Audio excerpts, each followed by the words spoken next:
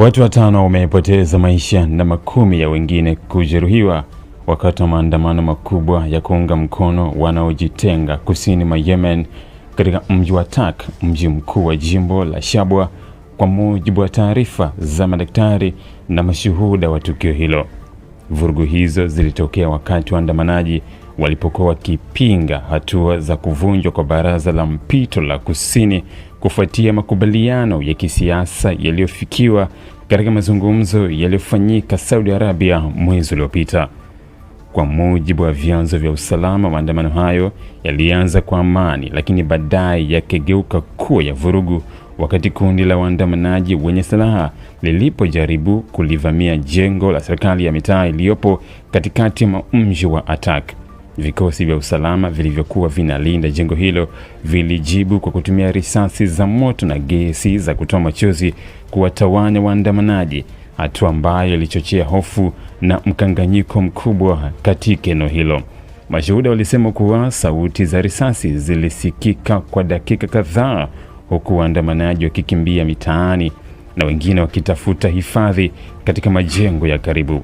Baadhi ya waandamanaji walidai kuwa vikosi vya usalama vilifyatua risasi kiholela, wakati serikali ilisisitiza kuwa ililazimika kutumia nguvu baada ya waandamanaji kujaribu kuvunja uzio wa usalama na kuingia ndani ya jengo la serikali.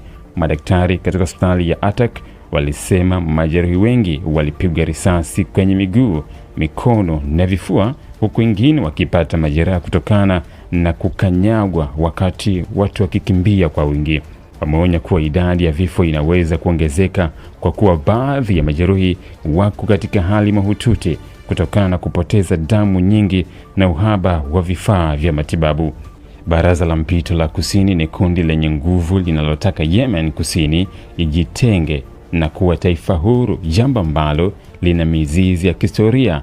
Tangu Yemen kusini ilikuwa nchi tofauti kabla ya kuungana na Yemen kaskazini mwaka 1990.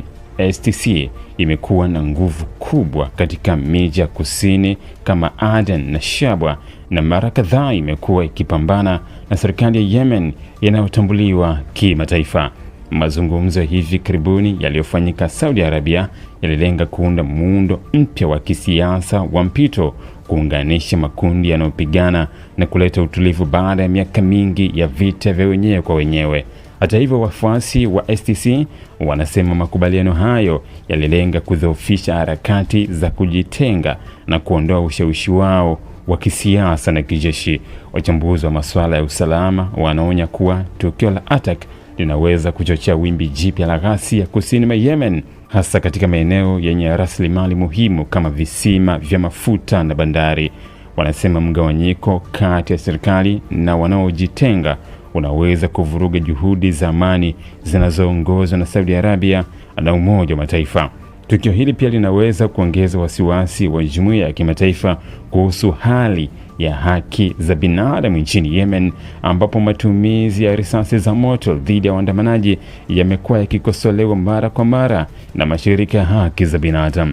Hadi sasa hali katika mji wa Atak inaelezwa kuwa bado ni tahadhari kubwa, huku vikosi vya usalama vikiendelea kuimarisha doria na serikali ikitoa wito wa utulivu.